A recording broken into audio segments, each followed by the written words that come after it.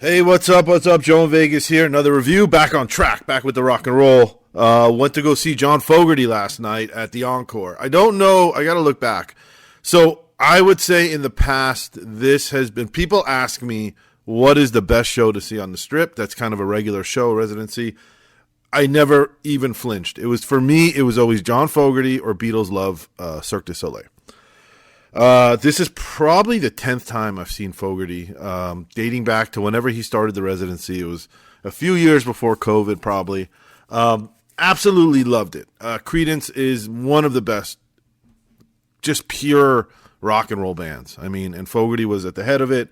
They have a long, storied history. I don't need to get into that. If you're listening to this review, you know exactly who John Fogerty is, exactly who Creedence is, and exactly how fucking good their music is and how good he is. God bless the guy. He's got to be over 80. He looks great. He bounces around. Great energy. Here's what happened. I think this is the second time I've seen this since COVID, and I think this is the second time since that he changed up the set list. Before COVID, it was just a perfect fucking show. It was just the set list was just perfect.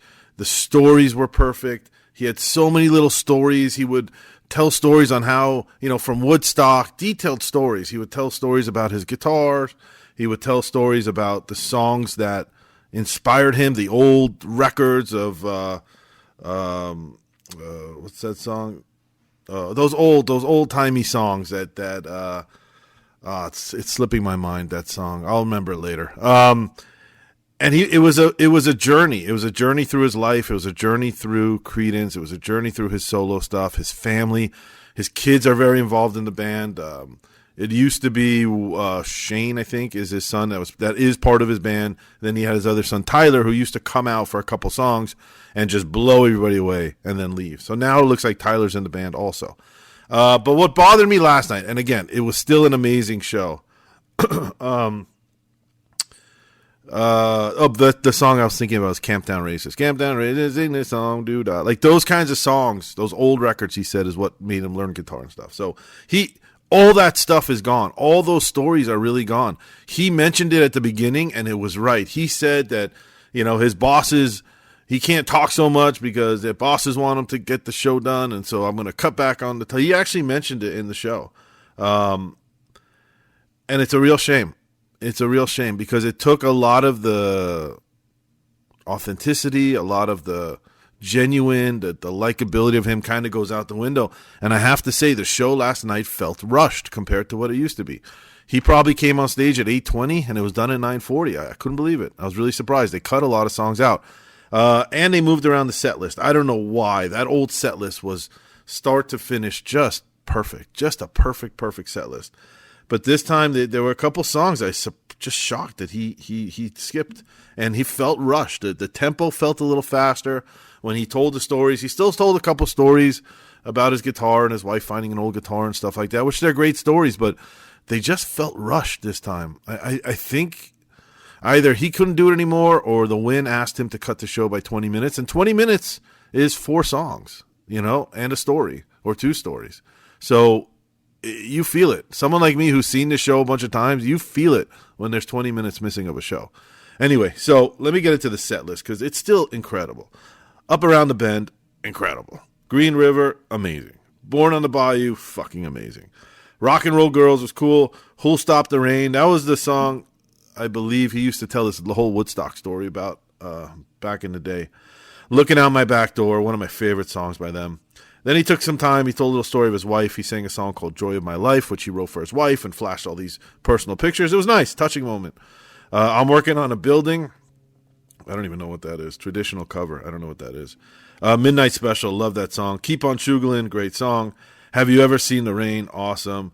And then he did have Tyler. His kid Tyler is a real special guy. He's got an incredible voice, and he's got these crazy dance moves. It was always like a highlight when I used to go to the show. I couldn't wait till they brought him out because he's so entertaining. I'm surprised he's not a bigger star, Tyler. He's a really talented guy. So he came forward, and they did the Contours cover, Do You Love Me? and he did his little dances and, the mashed potato. And he's got this really raspy rock voice. Cool guy, man. I actually started following their band on social media. Him and his son, Tyler and Shane have their band. I forgot what it's called right now, but you can look it up. I do follow them on social media because they're talented kids. I mean, they get it from him. Then they did Hey Tonight, and then he came out with his little baseball guitar center field. Down on the corner, just that down. It's so good. Old Man Down the Road, and then they used to do the encore and close with Fortunate Son, and they would blast out confetti and stuff. But now they do Fortunate Son now, which is at the end of the show, does a bullshit encore, goes out for maybe 30 seconds. I don't even think the lights went off. Came back, did Bad Moon Rising and Proud Mary. So, like, again, Bad Moon Rising, he used to be off the stage. It would be pitch dark. There would be thunder sounds in the background, lightning flash. They'd have this cool visual in the back of like a swamp. And then all of a sudden he would come out of the floor. Whatever, the Bad Moon Rising. And there would be smoke, and it was incredible. All that is gone. All that is freaking gone. I don't know why. Like I said, it felt rushed. And Proud Mary, he used to open the show with. Now he closes the show. And they got rid of the confetti, and they got rid of all that stuff. So to review this show is tough because I have to review it off of my experience last night, but this is so good it deserves to mention. That show used to be probably a 10 out of 10, 9.8 out of 10, as good as it gets. If I didn't know about that past show, I would give this show still probably a 9.3, 9.4 out of 10. He's so good. He's a fucking treasure. Everybody should go see John Fogerty before you can't see him anymore because he's old. He looks healthy. I just don't know how much time these guys have left, but it seems to be working for him with this win. I would probably give this show a 9.1 just based off of how good I know it could be and it should be. And if anybody from the win or whatever reason, if anybody knows the reason that they cut this show down and they missed songs like he used to sing, I Heard It Through the Grapevine. Was it Put a Spell on You? I think that's what it was. Susie Q. I mean, there was a lot of songs that he did not play that used to be part of the last show. I don't get it. I don't get it. I don't know why. I just don't know why. I'm trying to think of what else. Put a Spell on You was definitely missed. Heard It Through the Grapevine. Susie Q.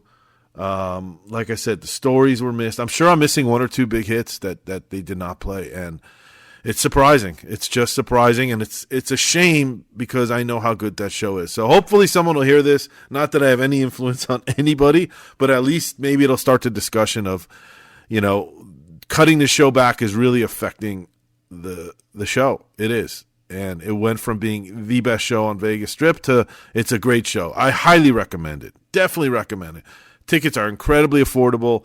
It's a great venue, my favorite venue in Vegas, and he is a treasure. I love John Fogerty, and I will still go back to that every time they're here. I'll go check it out one time. So thanks for listening. 9.1 is I think, a fair score for last night compared to what they used to be in the past. Thanks for listening. If you've seen it in the past and seen the new one, let me know if you feel the same way. It just felt rushed, and you can't rush something like that. No fucking way. Thanks for listening. I'll see you at the next show. Subscribe. Bye-bye.